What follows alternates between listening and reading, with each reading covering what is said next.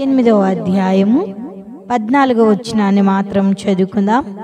ఈ యొక్క లేఖన భాగాన్ని మన మధ్యలో ఉన్నటువంటి వైశాలి గారు చదివి వినిపిస్తారు.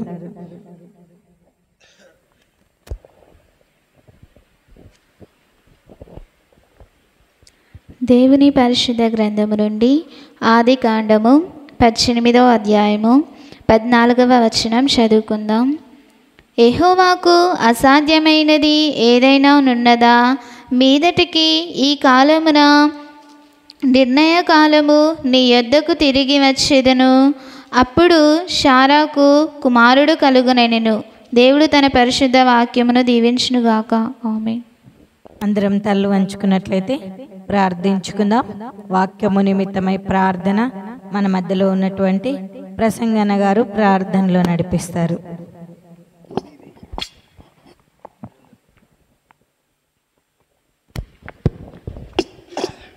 అందరి తల ఉంచేటట్టు ప్రార్థన చేసుకుందాం.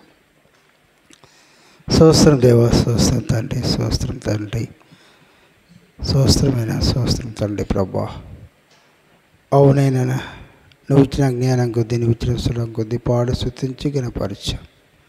2-3 కూడి ధ్యానించిన వారి మధ్యలో సెలవిచ్చిన రీతిగా మీరు మా మధ్యలో ఉండి నడిపించమని ప్రార్థిస్తున్నాం తండ్రి ప్రభా. ప్రతి మరణం ఆలకించి అంగీకరించి నీ కృపల వాడుకోం ప్రార్థిస్తున్నాం తండ్రి. అవునైనా నీ దాసరాలు చిలవ చాట్ల మరుగు చేసుకోవాలని ఆమె నోటుబోరగా మీరు ఉండి మాట్లాడమని ప్రార్థిస్తున్నాం తండ్రి. గ్రహించగల మనసు వినగల చెవును మాకు దయచేసి నీ కృపల వాడుకోమని ప్రార్థిస్తున్నాం తండ్రి. రానమైన ప్రతి బిడ్డను త్వరగా రప్పించుటకు సహాయం చేయం ప్రార్థిస్తున్నాం తండ్రి. ఈ వాతావరణం తన్ని స్వాధీనించుకొని మమ్మల్ని అందరినీ స్వాధీనించుకొని ప్రార్థిస్తున్నాం తండ్రి.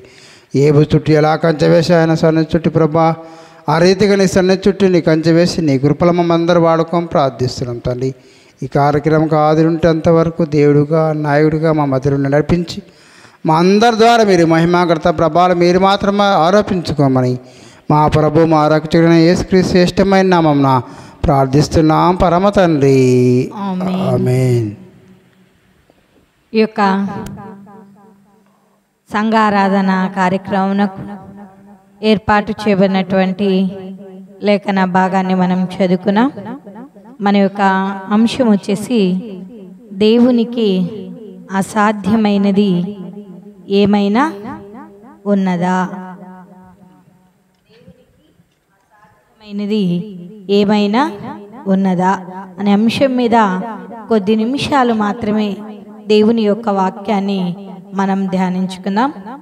మన దేవుడు ఎలాంటి వాడంటే సర్వశక్తుడై ఉన్నాడు అనేది జ్ఞాపకం చేసుకునే వారిగా ఉండాలి. ఆయనకు అసాధ్యమైనది ఏది కూడా లేదు అనేది జ్ఞాపకము చేసుకునే వారిగా ఉండాలి. ఆయన సమస్తమును సమకూర్చువాడునై ఉన్నాడు అనేది జ్ఞాపకం చేసుకునేవాడు. దేవునికి అసాధ్యమైనది ఏది కూడా లేదు. మనుషులకు అన్నీ కూడా అసాధ్యమేనండి. నిజంగా ఆయన తలుచుకుంటే నిమిషంలో అన్నీ కూడా బాగైపోతాయి అనేది జ్ఞాపకం చేసుకునే వారిగా ఉండాలి. అందుకోసమే మన దేవుడు సర్వశక్తివంతుడై ఉన్నాడు అనేది జ్ఞాపకం చేసుకునే వారిగా ఉండాలి. అందుకోసమే ఆయనను అడుగుడి మీకు ఇయ్యబడును అని కూడా లేఖనములలోనే మనం చూస్తున్నాం. వెతుకుడి దొరుకుతాను అంటూ ఉన్నాడు. నిజంగా చాలామంది ఏం చేస్తూ ఉన్నాడంటే దేవుణ్ణి అడగలేక దేవుడిచ్చే ఆశీర్వాదాలను కోల్పోయేవారిగా ఉంటున్నారు. దేవుణ్ణి అడగలేక మనుషులను ఆశ్రయించే వారిగా ఉంటున్నారు. అందుకోసమే మనము జ్ఞాపకము చేసుకున్నట్లయితే దేవునికి అసాధ్యమైనది ఏదైనా ఉన్నదా అంటే ఏది కూడా లేదండి. ఆయన సర్వ సృష్టికర్త, ఆయనకు సమస్తము కూడా సాధ్యమే అనేది జ్ఞాపకం చేసుకునేవారిగా. సర్వ సృష్టికర్తను మరచి సృష్టిని ఆరాధించేవారు లోకంలో చాలామంది ఉన్నారండి. సృష్టిలో ఉన్నటువంటి మనుషుల్ని ఆశ్రయిస్తున్నారు, సృష్టిలో ఉన్నటువంటి చెట్టును పుట్టను ఆశ్రయిస్తున్నారు. కానీ నిజ దేవుణ్ణి ఆశ్రయించలేక, ఆయన మహిమను కనుగొనలేక, ఆయనను వెతకలేక చాలామంది కూడా వెనకబాటుతనము కలిగి జీవిస్తూ ఉన్నారు అనేది జ్ఞాపకం చేసుకునేవారిగా ఉండాలి. అందుకోసమే చదువుబడిన లేఖనములలో మనము జ్ఞాపకం చేసుకున్నట్లయితే మరొకసారి చదివి వినిపించండి. యెహోవాకు అసాధ్యమైనది ఏదైనా ఉన్నదా? మీదటికి ఈ కాలమున నిర్ణయ కాలమందు నీ యొద్దకు తిరిగి వచ్చేదను.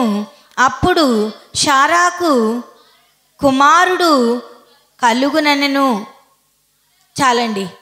ఇక్కడ జ్ఞాపకము చేసుకున్నట్లయితే మీదటికి ఏమంటున్నారు దేవదూతలు? ఇక్కడ నిర్ణయ కాలమున, ఈ కాలమందు, నిర్ణయ కాలమందు మీదటికి నీ యొద్దకు తిరిగి వచ్చేదను. అప్పుడు శారాకు కుమారుడు కలుగుననెను అని మనం చూస్తున్నాం. నిజంగా శారాకు చాలా సంవత్సరముల మటుకు గర్భఫలము లేదండి. ఉందా? నిజంగా పెళ్ళి అయిన కొన్ని రోజులకి చాలామంది ఏం చేస్తున్నారంటే 1 సంవత్సరం, 2 సంవత్సరాలు, 3 సంవత్సరాలు ఈమెకు సంతానం కలగలేదు. లోకం ఏం పేరు పెడుతుందంటే గొడ్రాలు అని పేరు పెడుతుందండి. కానీ దేవుడికి అసాధ్యమైనది ఏది లేదు. కానీ దేవునికి తెలుసు ఎప్పుడు ఇవ్వాలో, ఎప్పుడు వారికి ఆశీర్వదించాలో కూడా సమస్తము ఆయనకు తెలుసు. అయితే ఇక్కడ శారా 99 సంవత్సరములలో గర్భఫలమును పొందుకున్నట్లు మనం చూస్తూ ఉంటున్నాం. అందుకోసమే ఇక్కడ శారాకు కుమారుడు కలిగినను. శారా భయపడి నేను నవ్వలేదని చెప్పగా ఆయన అవును నువ్వు నవ్వితివి అనెను. నిజంగా ఆమె అనుకుంటుంది, ఈ వృద్ధాప దశలో నాకు కుమారుడు కలుగుతాడా? మరి నా సమయం అంతా కూడా అయిపోయింది, మరి ఈ సమయంలో నాకు కుమారుడు కలుగుతాడు అని చెప్తున్నారు అని ఆమె తనలో తాను నవ్వుకుంటుంది. నవ్వుకుంటుంటే అప్పుడు వచ్చి అడుగుతూ ఉన్నారు, నువ్వు నవ్వావు అంటే ఆమె నేను నవ్వలేదు అంటుంది. అక్కడ మనం జ్ఞాపకం చేసుకున్నట్లయితే దేవునికి అసాధ్యమైనది ఏదీ లేదండి. నిజంగా దేవుడు శారాను జ్ఞాపకము చేసుకున్నాడు. ఆమె ముయ్యబడినటువంటి గర్భాన్ని దేవుడు తెరిచాడు. వృద్ధాపదశలో వారికి చక్కటి కుమారుని అనుగ్రహించారు. మరి చాలామంది జీవితాల్లో కూడా సంతానం లేదు, ఇంకా నాకు ఏమీ లేదు అనుకుంటూ ఉంటారు. కానీ దేవునికి అసాధ్యమైనది ఏదీ లేదు అనేది జ్ఞాపకం చేసుకునే వారిగా ఉండాలి. అందుకోసమే మనము జ్ఞాపకం చేసుకున్నట్లయితే కొలస్సీలకు రాసిన పత్రిక 2వ అధ్యాయము 3వ వచనాన్ని ఒకసారి జ్ఞాపకం చేసుకుందామండి. కొలస్సీలకు రాసిన పత్రిక 2వ అధ్యాయము 3వ వచనము. బుద్ధి జ్ఞానముల సర్వ సంపదలు ఆయన యందు గుప్తములై ఉన్నవి అని లేఖనములలోనే మనం చూస్తున్నాం. బుద్ధి జ్ఞానములు ఎవరి యందు గుప్తములై ఉన్నవి? ఆయన యందు గుప్తములై ఉన్నవి అని లేఖనములలోనే చూస్తున్నాం. బుద్ధి లేనివాడు వింత పశువు అండి. జ్ఞానము లేనివాడు కూడా వింత పశువేనండి. నిజంగా మనము బుద్ధి జ్ఞానము కలిగి జీవించే, బుద్ధి జ్ఞానములు ఎవరి యందు గుప్తములై ఉన్నాయంట? ఆయన యందు మాత్రమే గుప్తములై ఉన్నవి అని లేఖనములలోనే మనం చూస్తున్నాం. బుద్ధి జ్ఞానముల సర్వ సంపదలు ఆయన యందు గుప్తములై ఉన్నవి. సర్వ సంపద, అందుకోసమే మనం ఐశ్వర్యమును ఘనతయు ఆయన వలన కలుగుచూ ఉన్నవి అని మనం చూస్తున్నాం. ఐశ్వర్యము కలగాలన్నా, ఘనత కలగాలన్నా దేవుని వలన మాత్రమే కలుగుచూ ఉంది. అందుకోసమే దేవుణ్ణి ఆశ్రయించే వారికి ఏ మేలు కూడా కొదవై ఉండదు అని లేఖనములలోనే మనం చూద్దాం. చాలామంది ఇది నా ఇళ్ళ దగ్గర ఉన్నారు, కానీ దేవుణ్ణి ఆశ్రయించలేక, దేవుని సన్నిధానానికి రాలేక, దేవుడిచ్చే మరి ఐశ్వర్యమును ఘనతయు కోల్పోయేవారిగా ఉంటున్నారు. బుద్ధి జ్ఞానము సర్వ సంపదలను కోల్పోయేవారిగా ఉంటున్నారు. బుద్ధి కావాలన్నా, జ్ఞానము కావాలి అన్నా, సర్వ సంపదలు కావాలన్నా దేవుని యొద్దకు వచ్చేవారిగా ఉండాలి.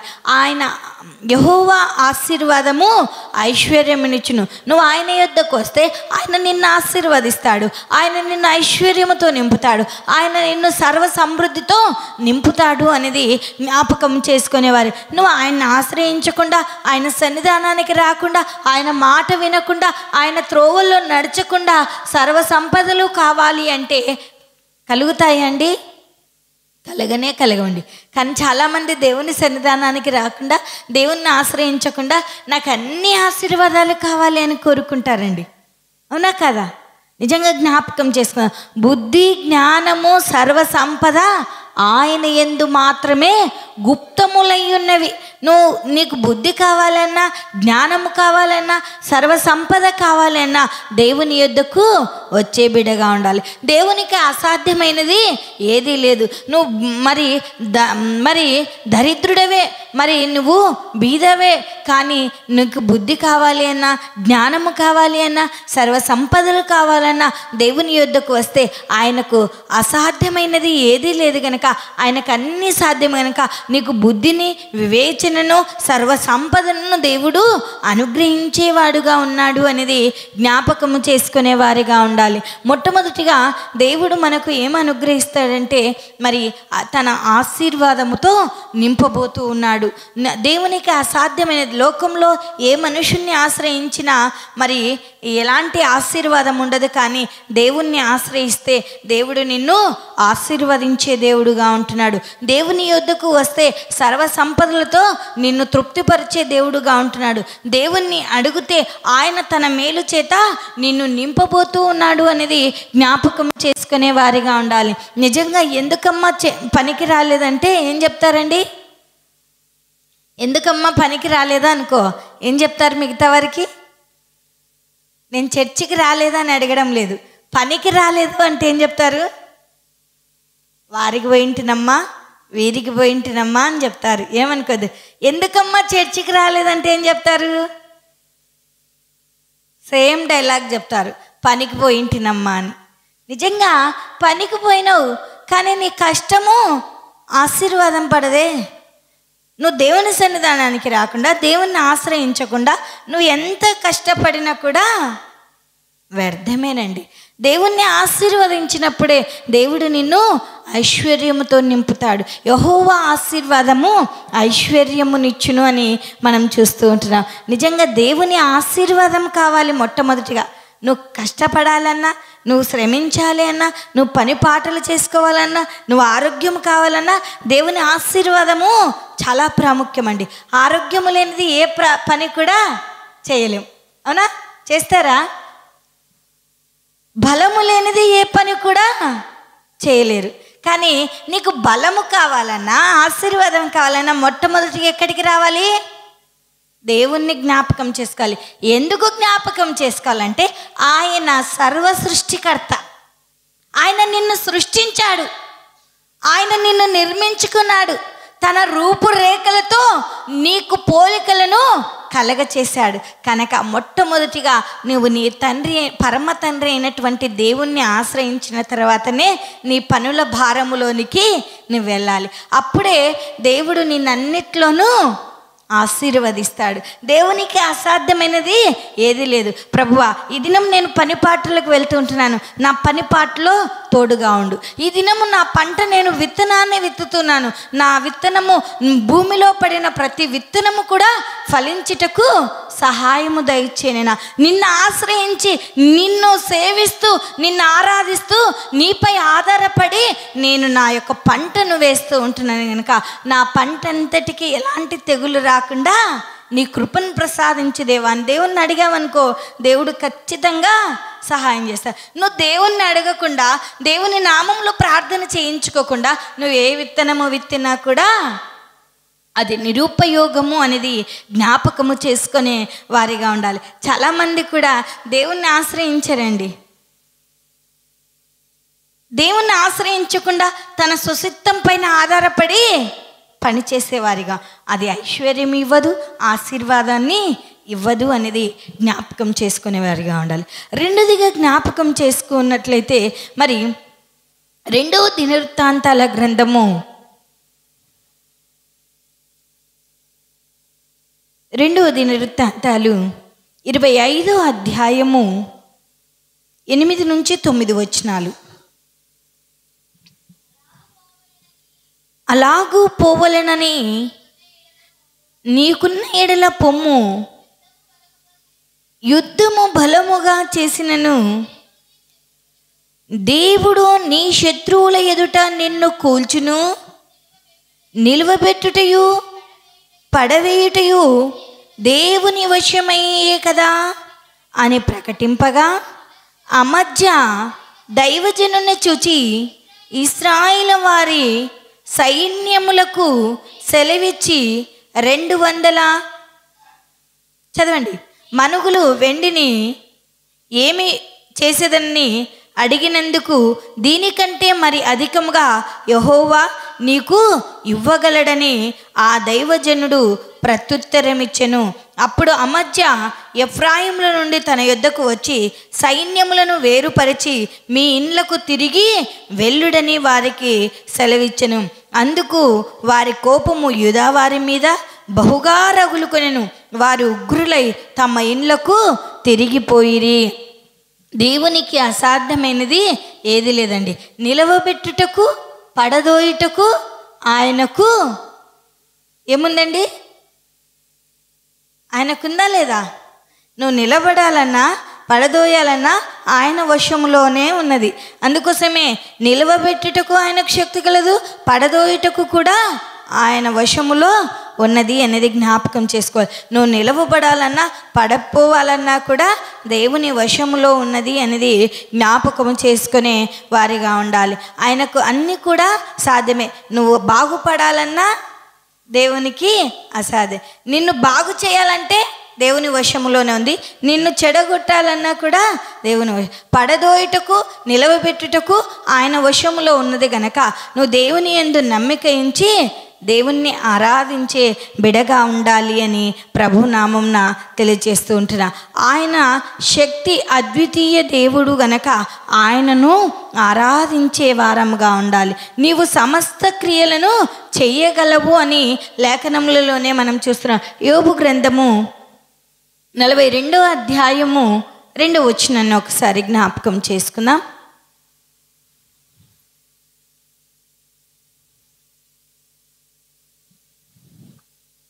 యోబు గ్రంథము 42వ అధ్యాయము 2వ వచనం. నీవు సమస్త క్రియలను చేయగలవనియు నీవు ఉద్దేశించినది ఏదియు నిష్ఫలము కానేరలేదనియు నేనిప్పుడు తెలుసుకొంటిని. దేవుని అందుకు ఇక్కడ అప్పుడు యోబు యెహోవాతో ఇలాగూ ప్రత్యుత్తరం ఇస్తున్నాడు. ఏమంట? నీవు సమస్త క్రియలను చెయ్యగలవు అంటూ ఉన్నాడు. నిజంగా ఒక దేవునికి అసాధ్యమైనది ఏది లేదు. సమస్తము కూడా ఆయనకు సాధ్యమేనండి. సమస్త క్రియలు దేవుడు చేయగలడు అని లేఖనములలోనే మనం చూస్తూ ఉంటున్నాం. అందుకోసమే నువ్వు ఉద్దేశించినది ఏదియు నిష్ఫలము కాలేదు. దేవుడు ఉద్దేశించినది ఏది కూడా నిష్ఫలము కాలేదు అని లేఖనములలోనే మనం చూస్తాం. నిష్ఫలము కాలేదని నేను ఇప్పుడు తెలుసుకొంటిని అని యోబు చాలా చక్కగా తెలియచేస్తూ ఉంటున్నాడు. నిజంగా మనము జ్ఞాపకం చేసుకున్నట్లయితే నువ్వు ఆయన బిడవు గనక ఆయనకు అన్నీ కూడా సాధ్యమే గనక ఆయనపై ఆధారపడాలి. ఆయన ఉద్దేశించినది ఏది కూడా నిష్ఫలము కాలేదంట. దేవుని ఉద్దేశంలో నువ్వు చక్కగా ఎదగాలి, నువ్వు చక్కగా ఆశీర్వదింపబడాలి, చక్కగా దీవింపబడాలి, చక్కగా ఆయన పరిచర్యలో వాడబడాలి, చక్కగా నువ్వు అన్నిటినీ చేయగలవు, చక్కగా ఆయన్ను స్తుతించాలి, చక్కగా ఆయన సన్నిధానానికి రావాలి. అందుకోసమే మన తలంపులు ఆయన తలంపులు లాంటివి కానే కావండి. నిజంగా మానవుని యొక్క తలంపులు మరి దేవుని యొక్క తలంపులు ఎలాంటివంటే తూర్పుకు పరమటికి ఉన్నంత వ్యత్యాసము ఉంటుంది. నిజంగా నువ్వు ఒకటి తెలుస్తావు, నాకు అన్నీ తెలుసులే అనుకుంటావు. నీకు తెలుసా నేను బాగుపడతానులే, నేను వేసిన అనుకుంటావు. కానీ దేవుని చిత్తంలో ఏమైందో అందుకోసమే ప్రభువా నీ చిత్తానుసారంగా నన్ను నడుపు ప్రభువా అని దేవుణ్ణి అడగాలండి. ఎందుకు అంటే ఆయనకు సమస్తము కూడా సాధ్యము. ఆయన ఉద్దేశించినది ఏది కూడా నిష్ఫలము కాలేదండి. నిజంగా మన జీవితాల్లో దేవుని ఉద్దేశం ఏముందో ఆయన ఉద్దేశంలో మనం ఏముంటున్నామో ఒక్కసారి మనల్ని మనము నువ్వు ఆశీర్వదింపబడాలనుకుంటే దేవుణ్ణి కలిగి జీవించాలి. చాలామంది ఆశీర్వదింపబడాలి అని దేవుణ్ణి మరచి లోకంలో ఉన్న వాటిని కలిగి జీవించేవారిగా ఉంటున్నారు. అలాంటప్పుడు మనం ఆశీర్వదింపబడమండి. దేవుణ్ణి కలిగి జీవించినప్పుడే నువ్వు ఉన్న దానిలోనే లేమిలో కూడా దేవుడు నిన్ను ఆశీర్వదిస్తాడంట. నిజంగా ఒక్కసారి జ్ఞాపకం చేసుకుందాం. మనం ఏ స్థితిలో ఉన్నా కూడా దేవుణ్ణి ఆరాధించడం నేర్చుకోవాలి. అందుకోసమే భక్తుడు చాలా చక్కగా పాడతాడు కదా, నేనున్న స్థితిలోనే సంతృప్తిని కలిగించు, ఏమున్నా లేకున్నా కే జీవింతు. మనమున్న స్థితిలోనే ఎలా ఉండాలంట? సంతృప్తి ఉండాలంట. ఏమున్నా లేకున్నా ఆయనను కలిగి జీవించడము నేర్చుకోవాలంట. చాలామంది వారికి అన్నీ ఉన్నాయబ్బా, అందం ఉంది, చందం ఉంది, ఆస్తి ఉంది, పాస్తులు ఉన్నాయి, అన్నీ ఉన్నాయి కానీ అనుకుంటుంటారు. కానీ నీకు ఏమీ లేకపోయినా నీ దగ్గర ధనము కలిగినటువంటి దేవుడు ఉన్నాడు గనక ఏమున్నా లేకున్నా ఆ ఉన్న దానిలోనే సంతృప్తి కలిగి జీవించడము నేర్చుకోవాలంట. నిజంగా ఉన్నదానితో సంతోషంగా బ్రతకడము నేర్చుకోవాలంట. ఉన్నదానిలోనే ఆనందంగా బ్రతకడము నేర్చుకోవాలంట. ఏమున్నా లేకున్నా ఏం కలిగి జీవించాలంట? దేవుని కొరకు జీవించాలంట. జీవిస్తూ ఉన్నావా? అయ్యో నాకు అది లేదే, వారికి అది ఉందే, ఇది ఉందే అనుకుంటూ పాకులాడుతున్నాం. వెళ్ళేటప్పుడు ఏమి తీసుకుపోలేము, వచ్చేటప్పుడు ఏమి తీసుకురాలేదు. పుట్టినప్పుడు ఏమన్నా తెచ్చారండి? ఏమీ తేలేదు. వెళ్ళేటప్పుడు కూడా ఏమి తీసుకుపోం. ఎలా వెళ్తాము? నువ్వు ఎలా వచ్చావో దిగంబరిగా తిరిగి అలాగే మనం వెళ్తామండి. నిజంగా కానీ ఈ లోకంలో, ఈ మాయా లోకంలో ఈ 3 నాళ్ళ ముచ్చట కోసం ఇది నాకు, అది నాకు, నేను అది సంపాదించాలి, ఇది సంపాదించాలని జీవితాన్ని భ్రష్టు చేసుకుంటున్నారండి. దేవునికి అసాధ్యమైనది ఏది లేదు. నిన్ను హెచ్చించాలన్నా, నిన్ను ఘనపరచాలన్నా, నిన్ను ఆశీర్వదించాలన్నా, నీకు ఐశ్వర్యం ఇవ్వాలన్నా దేవుని చేతిలోనే ఉన్నదండి. అయితే ఎప్పుడు నీకున్న దానిలోనే నువ్వు సంతృప్తి కలిగి జీవించినప్పుడు, నీకున్న దానిలోనే నువ్వు దేవుణ్ణి కలిగి జీవించినప్పుడు, నీకున్న దానిలోనే నువ్వు ఆరాధించినప్పుడు దేవుడు నిన్ను ఎంతగానో ఆశీర్వదించే దేవుడుగా ఉన్నాడు అనేది ప్రభునామమున తెలియజేసిన. చివరిగా జ్ఞాపకం చేసుకుందాం. కీర్తనల గ్రంథము 136వ సంకీర్తన 6వ వచనాన్ని ఒక్కసారి జ్ఞాపకం చేసుకుందాం. 136:6 ఆయన భూమిని నీళ్ళ మీద పరచినవాడు, ఆయన కృప నిరంతరము ఉండును. చాలండి. అదే రీతిగా జ్ఞాపకం చేసుకున్నట్లయితే 115వ సంకీర్తన 3వ వచనాన్ని ఒక్కసారి జ్ఞాపకం చేసుకుందామండి. 115:3 మా దేవుడు ఆకాశమందున్నాడు, తనకిచ్చ వచ్చినట్లుగా సమస్తమును ఆయన చేయుచున్నాడు. మన దేవుడు ఎక్కడున్నాడండి? ఆకాశమందు ఉన్నాడు. మా దేవుడు ఆకాశమందు ఉన్నాడు, తనకిచ్చ వచ్చినట్లుగా సమస్తమును ఆయన చేయును. తనకిష్టం వచ్చినట్లు కూడా సమస్తము ఆయన చేయునండి. నిజంగా జ్ఞాపకం చేసుకున్నాం. మన ఇష్టానుసారంగా జీవించడం కాదండి. మన ఇష్టానుసారంగా జీవించడం అనుకో, మనం ఆయన చేతిలో ఉన్నామండి. ఆయన పని అయి ఉన్నాము. తనకిచ్చ వచ్చినట్లు మనల్ని కూడా మలుచుకుంటాడు అనేది జ్ఞాపకం చేసుకునేవారిగా, ఆయన తనకిష్టమైనదంతయు జరిగించును అని జ్ఞాపకం చేసుకునేవారిగా ఉండాలి. అందుకోసమే మనము జ్ఞాపకం చేసుకోవాలి. ప్రభువా, నువ్వు నన్ను సృష్టించావు, నా కోసం ప్రాణం పెట్టావు, నువ్వు నన్ను ఎంతగానో ఆశీర్వదిస్తున్నావు.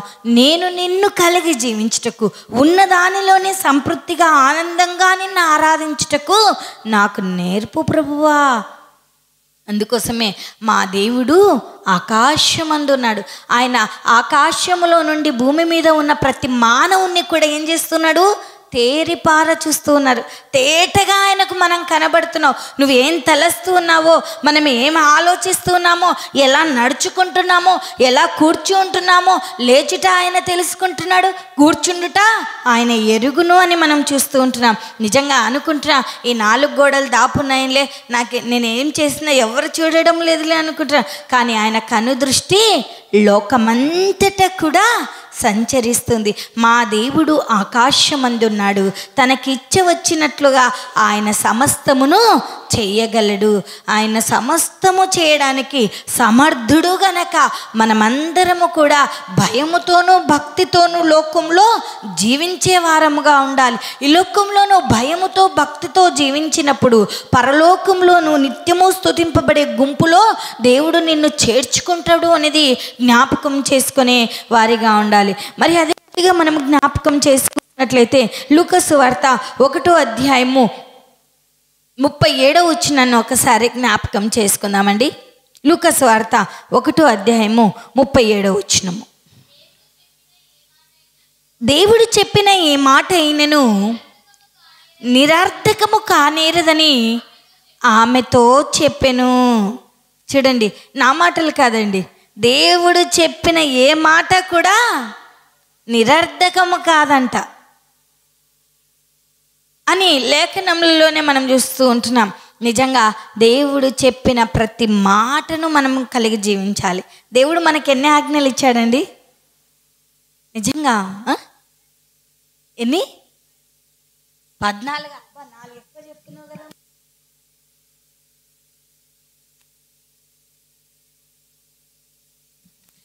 ఆజ్ఞలు ఇచ్చాడమ్మా. సరే కదా, ఒక్క ఆజ్ఞనైనా కలిగి జీవిస్తున్నావా? నిన్ను వలని పొరుగు వారిని ప్రేమించదంటే అసలు నేను తప్ప నీకు వేరొక దేవుడు ఉండకూడదు అంటున్నాడు కదా. కానీ మనం ఏం చేస్తున్నాం? ఎక్కువగా మనుషులను ప్రేమిస్తూ ఉంటాం. అది విగ్రహారాధనతో సమానమేనండి. అందుకోసమే దేవుని వాక్యం చాలా నేను తప్ప నీకు వేరొక దేవుడు ఉండకూడదు. ఇది ఇక్కడే ఉన్నాయి ఆజ్ఞలు, ఒక్కసారి జ్ఞాపకం చేసుకోండి. నీ దేవుడైన యెహోవా నామమును వ్యర్థముగా ఉచ్చరించకూడదంట, వ్యభిచరించకూడదంట, దొంగలించకూడదంట, పొరుగువానిది ఏది కూడా ఆశించకూడదంట, పొరుగువాని మీద అబద్ధ సాక్ష్యము పలకకూడదు. కానీ మనం ఏం చేస్తూ ఉంటాం? నోరుంది కదా ముందరనేమో చాలా చక్కగా మాట్లాడతాం, వీపివ్వగానే ఏం మాట్లాడతాం? వీరిలా అంట, వారు అలా అంట, వీళ్ళు ఇలా అంట అని మాట్లాడుతున్నారు. నిజంగా ఒక్కసారి ఆయన చెప్పిన ఏ మాట కూడా నిరర్ధకము కాలేదంట. నిజంగా జ్ఞాపకం చేసుకుందాం. మన జీవితాన్ని ఒక్కసారి ఆత్మ పరిశీలన చేసుకుంటూ ముందుకు కొనసాగే వారిగా ఉండాలి. నిజంగా ఒక్కసారి మన జీవితాన్ని ఆత్మ పరిశీలన చేసుకున్నట్లయితే మనం ఎలా ఉంటామండి? ఆజ్ఞలను అనుసరించి నడుస్తున్నారా లేదా? మనం రాకడ సమయంలో ఉన్నాం. ఆయన రాకడ ఎప్పుడో తెలియదండి. అంత్య దినాల్లో ఉన్నాం, కడవరి దినాల్లో ఉన్నాం. కనుక మనమందరము కూడా జ్ఞానముతో దేవుని వాక్య ప్రకారంగా జీవిస్తూ ఆయన ఇచ్చిన ఆజ్ఞలను కలిగి జీవిస్తూ మన జీవితాలను దిద్దుకున్నప్పుడే రాకడకు సిద్ధపడతావండి. నువ్వు వాక్యముతో జీవితాన్ని దిద్దుకోలేదు అనుకో, రాకడకు సిద్ధపడమండి. అందుకోసమే వాక్యం ఎలాంటిదంటే సబ్బు లాంటిదండి. వాక్యం ఎలాంటిదంటే సుత్తె లాంటిదండి. నీ జీవితము సరిగ్గా లేక వాక్యము ఎలాంటిదంటే ఉల్లి లాంటిది అనేది జ్ఞాపకం చేసుకునే వారిగా ఉండాలి. అందుకోసమే వాక్యముతో మన జీవితము ప్రతి దినము కూడా సరిచేసుకునే వారిగా ఉండాలంట. నిన్ను వలె నీ పొరుగు వారిని ప్రేమించాలంట. ప్రేమిస్తూ ఉన్నావా? అస్సలు ప్రేమించరండి. ప్రేమిస్తారా? అసలు మాట్లాడడమే కష్టమండి. ఎవరింటికి ఒకే ఇంట్లో ఉన్నా కూడా గంగా యమున తీరంలాగా జీవిస్తూ ఉంటారు. నిజంగా జ్ఞాపకం చేసుకుందాం. మనమందరము క్రైస్తవులము గనక, ఆయనకు అసాధ్యమైనది ఏది లేదు గనక, ఆయనకు అన్నీ సాధ్యమే గనక, ఆయన చిత్త ప్రకారముగా, ఆయన ప్రణాళిక ప్రకారముగా, ఆయన ఉద్దేశ ప్రకారముగా, ఆయన ఆకాశమందున్న దేవుడు గనక ఆయన మనల్ని అందరినీ ఆయన కనుదృష్టి లోకమంతటా సంచరిస్తుంది. ఆయన నిన్ను ప్రత్యేకంగా చూస్తూ ఉన్నాడు. నిన్ను నన్ను కూడా అందుకోసమే మన జీవితాలను భయముతోనూ భక్తితోనూ కలిగి జీవించేవారిగా ఉండాలి. దేవుడు చిన్ని వాక్యాన్ని మనందరి వినికిడిలో దీవించి ఆశీర్వదించునుగాక. ఇచ్చిన సమయాన్ని బట్టి అయ్యగారికి వందనాలు తెలియజేస్తూ మీకు అందరికీ వందనాలు తెలియజేసుకుంటూ ముగించేసుకుంటూ, క్రీస్తునందు ప్రేమైన దేవుని బిడలారా, నిన్న వాక్యాన్ని విని విడిచిపెట్టక దేవుని యొక్క వాక్యానుసారముగా, దేవుని యొక్క చిత్తానుసారముగా మనమందరము జీవిద్దాం. ఈ సమయములో విన్న వాక్య ప్రకారముగా మనం నడుచుకుంటూ దేవుని యొక్క దైవ చిత్త ప్రకారముగా మనము జీవిద్దాం. ప్రార్థిస్తూ ప్రభువును స్తుతిస్తూ ఉంటుండగా ఈ సమయములో ప్రేరేపబడిన వారి సిరిలో ఒకరు ఈ సమయంలో ప్రార్థించాలని, వాక్య ఫలింపు కొరకు ప్రార్థించాలని ప్రభు నామమున మీకు తెలియచేస్తూ ఉన్నాం.